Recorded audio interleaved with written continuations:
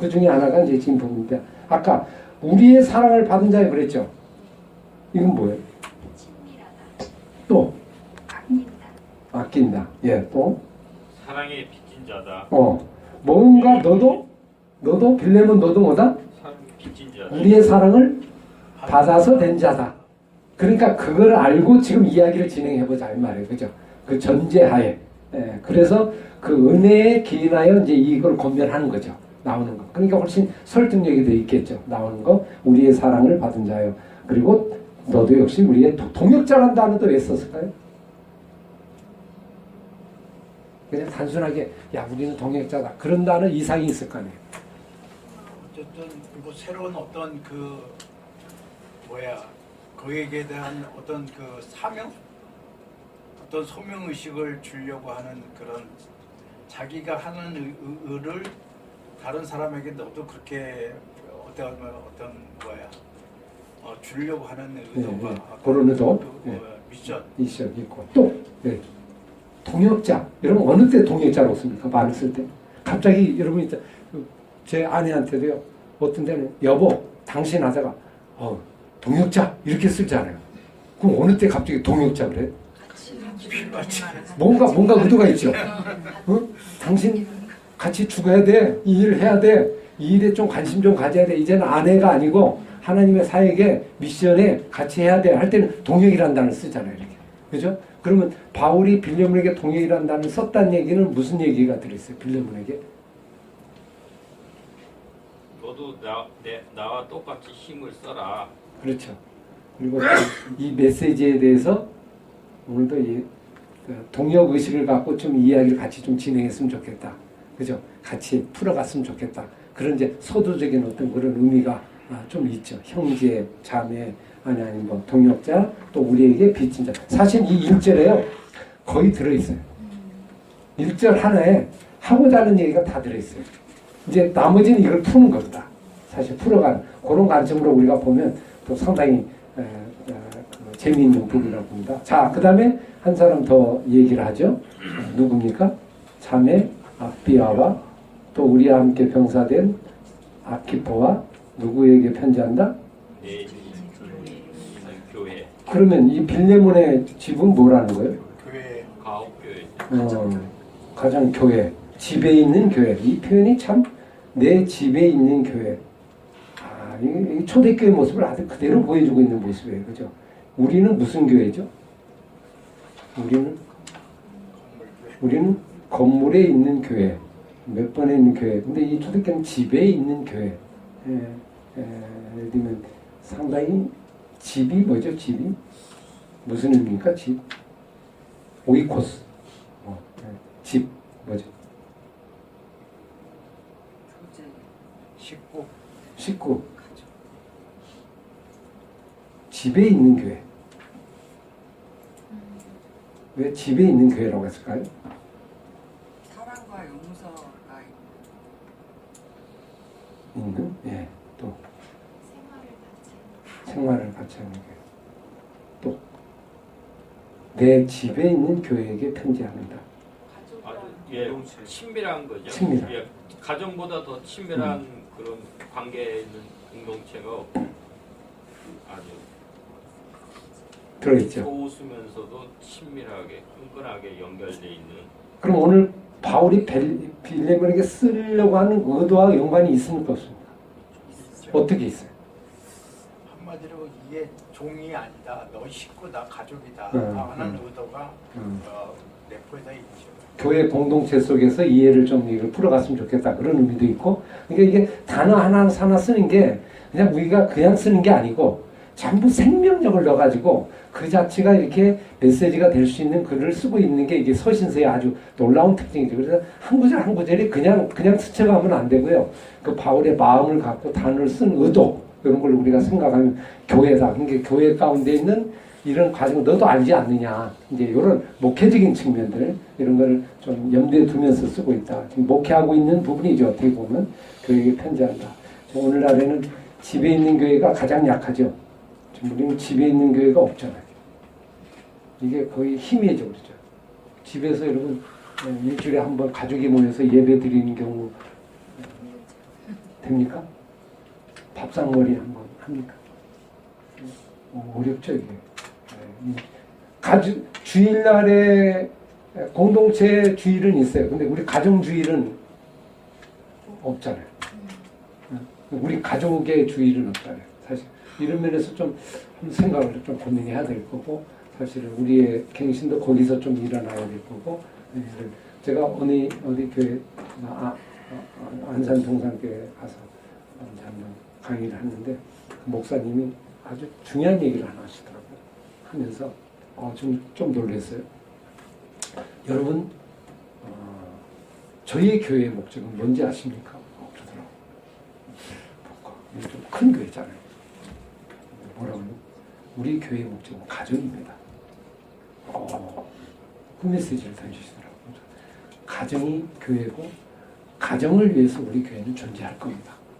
그래서 그렇게 가려고 노력을 한다고 이렇게 목사님이 새로운 목사님이신데 이렇게 목회 비전을 얘기하면서 가정의 교회를 좀 회복하는 거에 주는 거 상당히 신선하게 이렇게 받아들였는데, 하여튼 가정이 교회가 되고 있는가 이 부분을 한번 좀 점검을 아울러 함께 같이 해보면 참 좋으리라고 생각해요. 자, 그다음에 그리스도와 은혜와 평강이 너에게 있을지어다. 은혜와 평강이 이단은 늘 이렇게 인사할 때 쓴 아주 고정적인 단어인데, 은혜와 평강이 누구로부터 온다? 네. 하여튼 우리 주님으로부터, 아버지와 주 예수부터 하나님으로부터 온다. 하나님으로부터 온다. 이런 뜻인데, 은혜와 평강 어떻게 옵니까?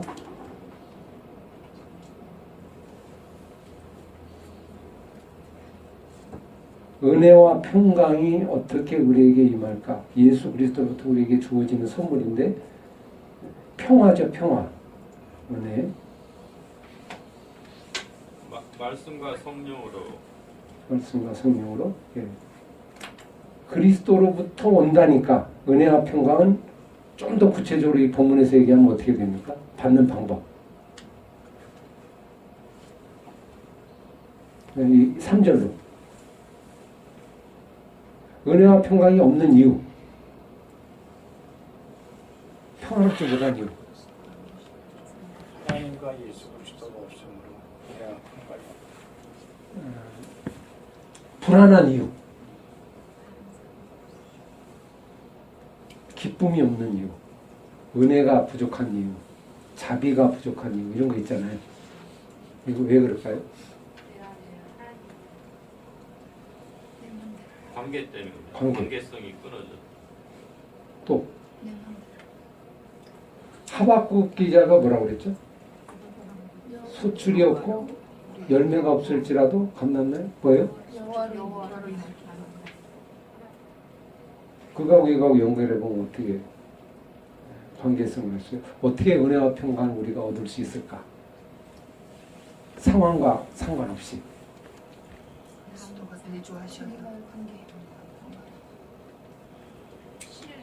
신뢰. 하나님과 아버지께, 예수님께 좀 집중해야겠죠, 사실은. 거기에 뿌리가 있기 때문에 거기에 좀 더 집중하는 게 은혜와 평강을 얻는 방법이다. 우리가 이제 이렇게 말씀에 집중하듯이 주님께 더욱더 집중하는 거, 아마 그게 원초적이다. 이런 거를 좀 이제 의미 있게 얘기하고 있죠. 그러면서 이제 오늘 이야기를 진행을 하는 겁니다. 자, 이제 모든 가운데는 은혜 속에 한번 이야기를 진행해 보자. 자, 그러면서 질문인데요. 예. 2절에 그 자매는 아비아는 자매라고 표현했고 아기뽀는 병사라고 표현했거든요. 오케이. 근데 보면 아마 아비아는 자기 빌레몬의 아내인 것으로 알고 아기뽀는 아들 빌레몬의 아들로 보는데, 근데 어떻게 자매라고 그러고 여기 아기뽀도 그러면은 형제라고 해야 되는데. 해야 그죠? 여자는 그리스도 안에서 자매고 이해되는데. 남자는 형제라 그러면 되는데 왜 아기뽀는 병사라고 했을까? 아주 그 좋은 세례하고 관계가 있어요? 좋은 세례를 안 받았기 때문에 그래요? 아니면은 관계 없이 왜 병사라고? 다른 분 한번 얘기해주세요. 지금 여기가 이제 전체 구도가 형제요, 동역자요, 그죠? 자매요, 병사 이렇게 나가잖아요, 그죠? 그럼 거기 나름대로 의미가 있을 것 같은데 어떻게 생각하십니까? 십자가의 공병. 어떻게 보면 병사 그랬으니까 이것도 이제 그런 의미죠. 영적 의미에서 어떤 사람은 동역, 어떤 사람이 형제, 어떤 사람은 자매, 가족과 함께 병사는 함께 싸움을 하는 입장이죠. 이게 다른 말로 하면 형제, 동료 이런 표현이죠. 우리가 뭐라고 하죠? 전우라고 하잖아요. 전우, 그죠? 이렇게 군인들 할 때 같이 죽고 같이 사는 어떤 그런 의미, 영적 의미를 같이 포함해서 아마 이 사람에게 그렇게 얘기했지 않았나 이렇게 볼 수 있죠. 그냥 단순하게 싸우는 병사 이전에 영적 군사, 그렇죠? 그런 의미에서 좀 더 적극적인, 직접적인 싸움의 어떤 전선에 나가서 함께하는 의미에 쓸 때 보통 병사라고 쓰니까 영적 전쟁에 함께 병사된 그런 의미도 같이 포함된 거라고 이렇게 볼 수 있겠습니다. 하여튼 그 부분은 비슷한 부분이니까 한번 넘어가 보고요. 자, 4절. 자, 이제 앞에 서론 얘기 인사했고요. 자, 이제 내가 구체적으로 얘기하는 부분 중에 4절 부분입니다. 4번. 빌레몬에게 있는 두 가지의 신앙 동목을 얘기해 보실래요? 사랑과 믿음. 사랑과 믿음. 자, 내가 기도하면서 너를 말함은 주 예수 그리스도와 모든 성도에 대한 내 사랑과 믿음이 있음을 들음이니. 사랑과 믿음이 뭡니까? 아까 은혜와 평강 이렇게 얘기했는데 사랑과 믿음은 뭐예요?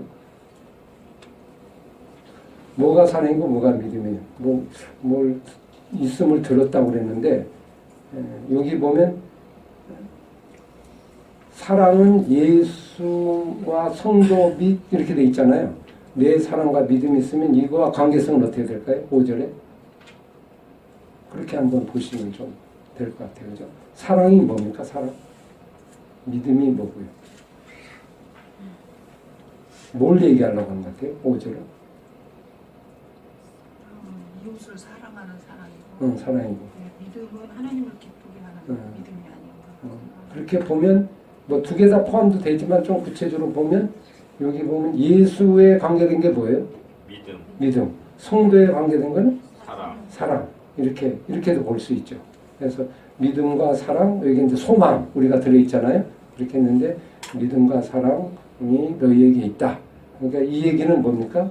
하나님에 대한 믿음과 이웃에 대한 관계가 잘 균형 있게 이루어진 믿음이다 하는 것을 얘기할 수 있고 그런 면에서 참 훌륭한 초대교회에 가졌던 믿음의 모습을 지니고 있는 그런 걸 볼 수 있죠. 대개 보면 이 둘 중에 하나가 깨지면 좀 건강한 신앙이 아니잖아요. 초대교회 7명의 집사 일꾼들을 세울 때 기준이 뭐죠? 성령이 충만하고 지혜가 좀 또 칭찬. 하나님에 대한 거하고 이웃에 대한 게 이렇게 늘 균형이 된, 그죠? 이웃에게 칭찬받는 아마 그런 부분도 볼 수 있겠습니다. 자, 이런 믿음을 내가 들었는데 6절 빌레몬이 가진 믿음의 교제는 어떤 면에서 능력이 있었는가?